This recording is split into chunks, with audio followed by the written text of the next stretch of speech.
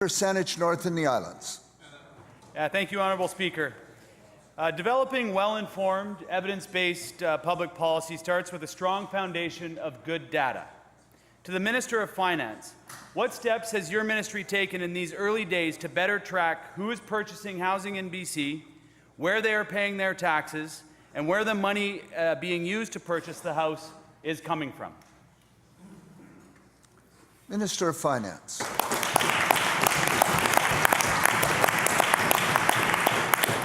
Thank you, Honourable Speaker, and thank you to the member for the question. I think he has pointed out one of the many big gaps that the other side left when we deal with the affordability housing crisis, which is information. The previous government took a piecemeal approach to dealing with the housing affordability crisis. We're making sure that we gather the information, and in fact, in this budget, there are two steps that were specific steps that were taken to gather that information. First, we're improving data collection to address the very issues that the member has raised. We've improved information sharing under the Home Owners Grant and the Income Tax Act by allowing information to be shared between the two acts. And further, we've amended the Income Tax Act in this budget update, so these are part of the budget, to provide tax administrators with increased access to assessment data. Honourable Speaker, we take this issue very seriously. I'm working with my colleague, the Minister of Housing, to ensure we present a comprehensive approach to housing affordability to actually address the issue in British Columbia.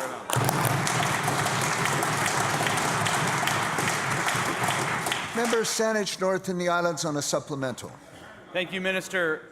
If we're going to ensure that houses are used first and foremost as homes, and then not simply commodities to be bought and sold for profit, just flipped, we need to understand what is actually happening in our province.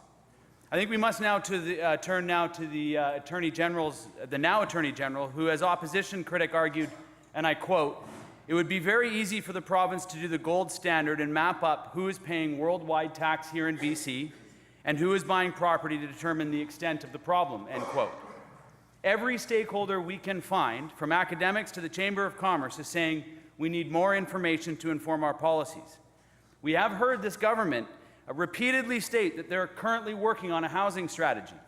Through you, Honourable Speaker, if we do not have a gold standard of data tracking in BC, what information is that strategy being built on? Minister of Health.